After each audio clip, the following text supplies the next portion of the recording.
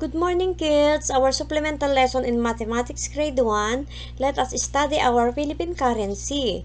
Today, I will teach you how to count and let us apply our lessons in mathematics. That is counting by ones, skip counting by twos, skip counting by fives, tens, and hundreds. Magagamit na natin ang ating mga natutunan sa ating pag-aaral ng matematika at i-apply natin para sa ating lifelong learning skills. Okay? Handa na ba tayong magbilang ng mga pera, kids? Okay, sabayan ninyo ako sa pagbibilang ng pera.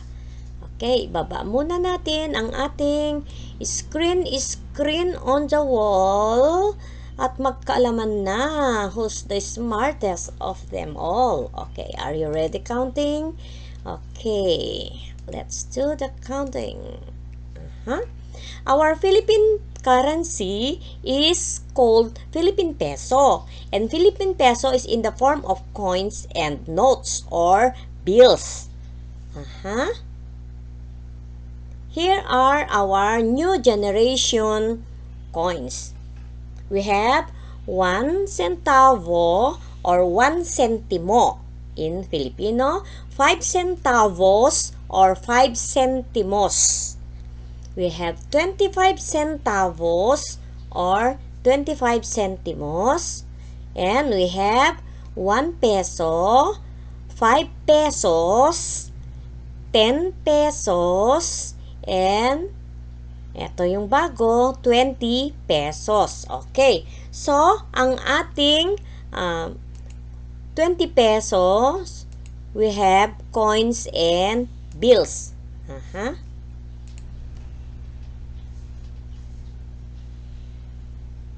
Okay. Our Philippine peso is denoted by a symbol of letter P.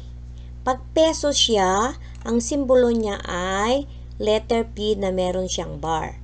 Ito naman, centavos ay letter C siya na meron siyang slanting bar. Okay, kids? So, this is the symbol of 1 peso, and this is the symbol of centavo. Okay, let's try to write 1 peso or 10 pesos. Nasa unahan yung letter P or peso symbol, meron siyang point at ito yung dito ilalagay, after the point, dito ilalagay yung value ng centavos. Ito ay 10 pesos. Ito naman 5 centavos, paano isusulat? Pwede siyang point 0.5 or 5 cents. Ganyan ang simbolo ng ating Philippine peso. Now, let's continue.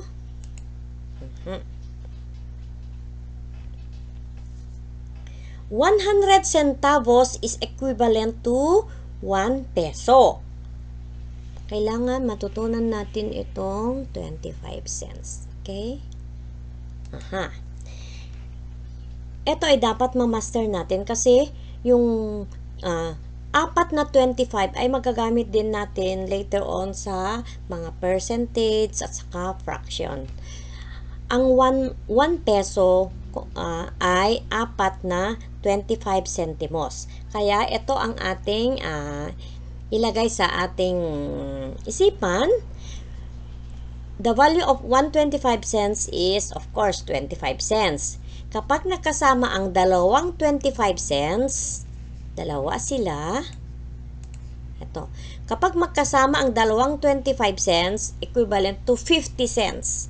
Kapag magkasama ang tatlo na 25 cents, equivalent to 75 cents. Kapag magkasama ang apat na 25, equivalent to 100. Parang yung 25%, 50%, 75% at saka 100%. Parehas ang concept ng pera, percentage at saka decimal at pare na rin doon sa fraction. Okay? Let's continue.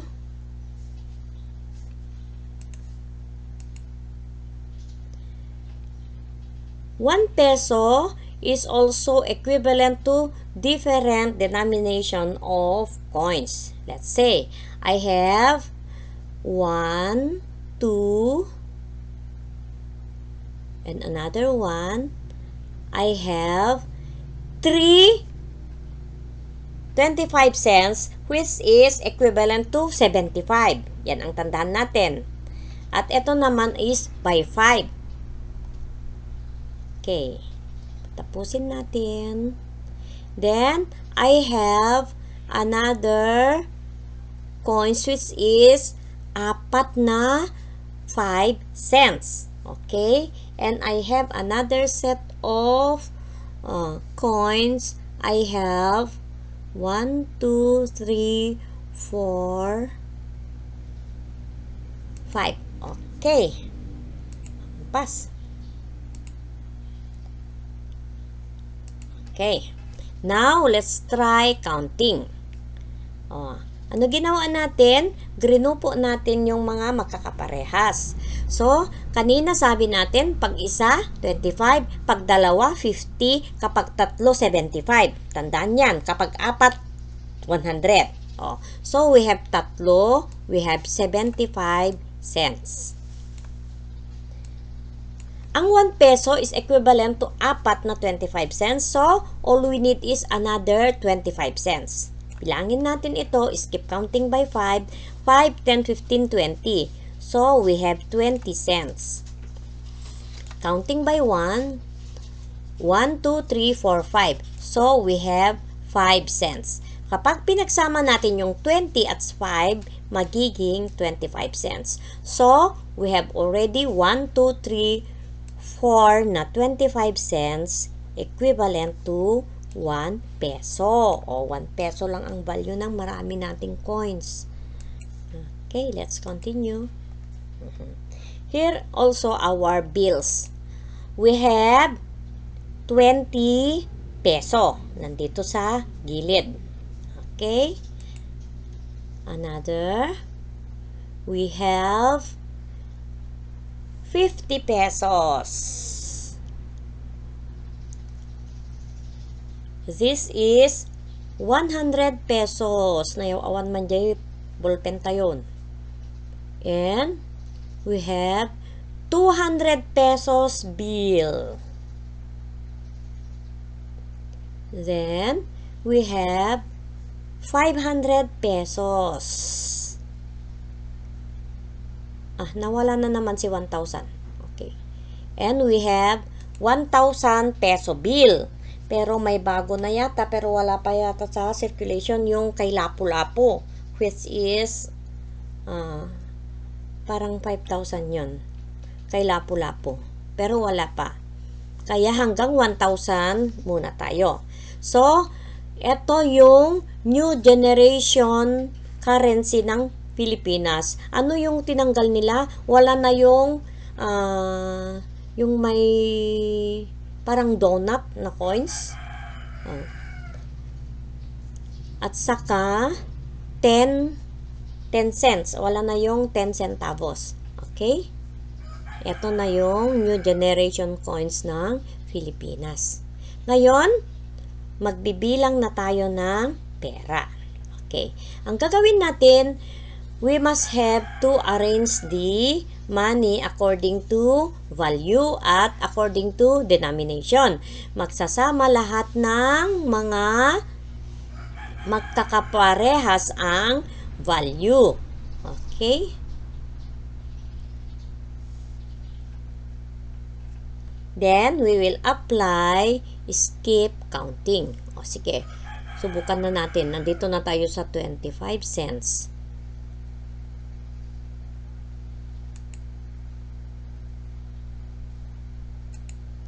Sige. Patapusin muna natin yung drawing natin. Okay. Dito sa 5 cents, sabayan na natin. 5, 10, 15, 20, 25, 30, 35, 40, 45, 50, 55, 60, 65. Nakatulog na. 70. 75. 80. 85. 90. 95. Okay. We have 95. Sige, pause muna natin. Sulat natin, baka makalimutan natin. This is 95 cents. So, ilan pa yung kulang niya para magiging 100? Oh, skip counting by 5. So, all we need is another 5 cents to make it 100 centavos. Okay. Uli natin pagbibilang. So, we have 1 centimo here. 1, 2, 3, 4, 5. So, we have 5 centimo. Kanina, ito ay 95. Idugtong na natin. 95, 96. Kasi skip counting by 1 na. 97, 98, 99, 100. So, in all, we have 95 centavos here, which is 1 peso. Diba? We have 100 centavos here, equivalent to 1 peso. So, we have 1 peso here. Oh, 1 peso. Okay. Apat na 25 cents, kaninang sabi natin ay hindi natin sinabi. Talagang pag apat ay magiging 1 peso. Okay. Wala nang problema. Nabilang na natin yung mga maliliit na ang value. Oh, if this is 1 peso, 1 peso, ito naman mga tigwa 1 peso. Walang problema. Skip counting ba? Hindi. Counting by ones. Sige, magbilang na tayo. Pero pwede tayo pala sa skip counting by twos. Oh, una, bilangin muna natin ng by ones. 1, 2, 3, 4, 5, 6, 7, 8, 9, 10. 1 peso pa rin siya. O, skip. I-apply natin yung skip counting by twos. Okay? 2, 4, 6, 8, 10. So, pag pinagsama-sama natin lahat ito, ay magiging 10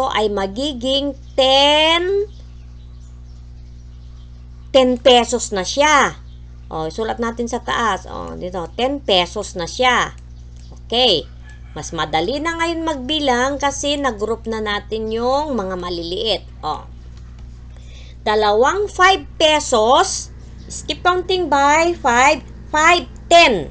O, 10 pesos din siya. O, 10 pesos din. Peso sign.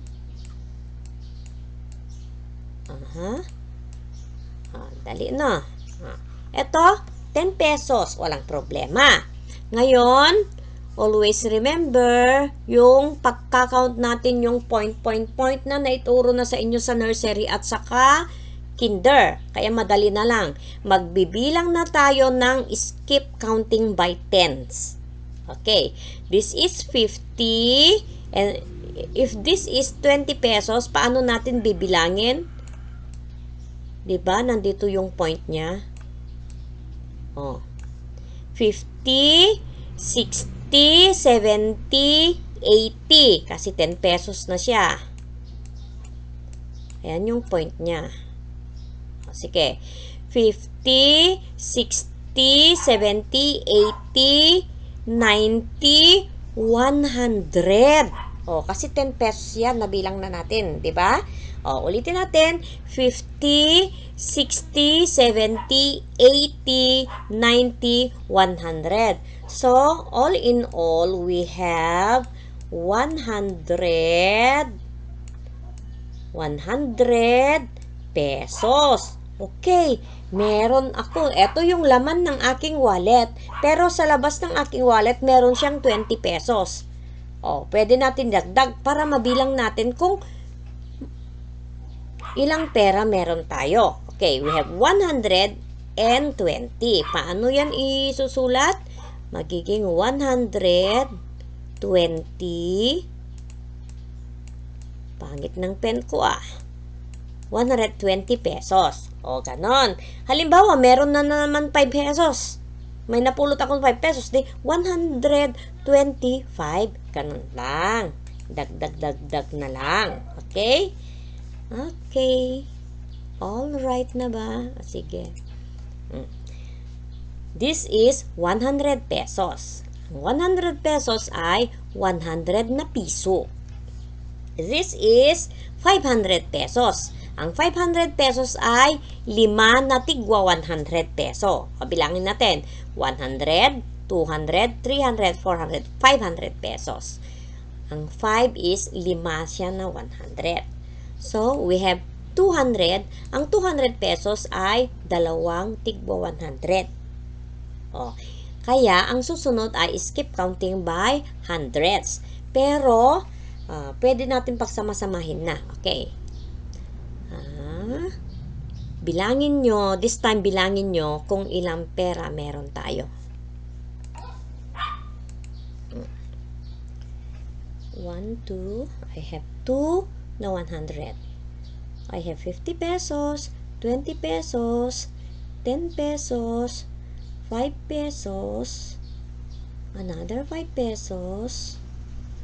I have 1 peso dito, 1, 2, 3. I have 25 cents.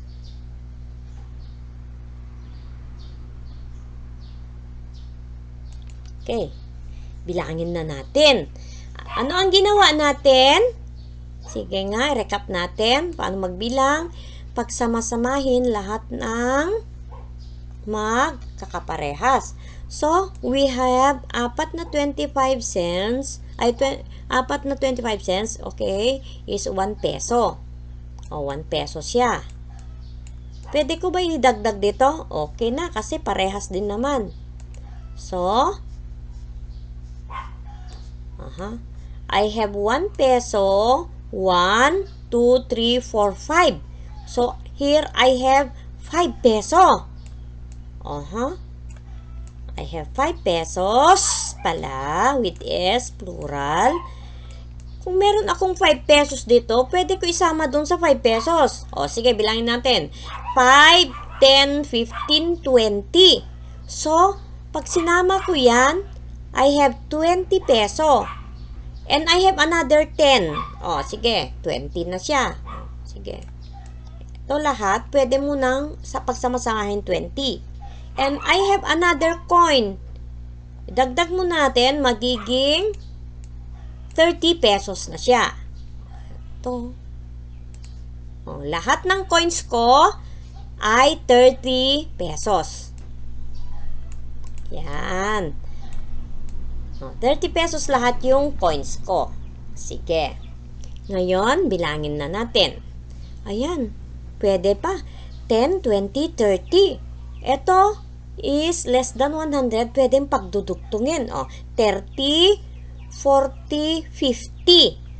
Dalawang 50, 100 na. So, pagsama-samahin ko na naman ito.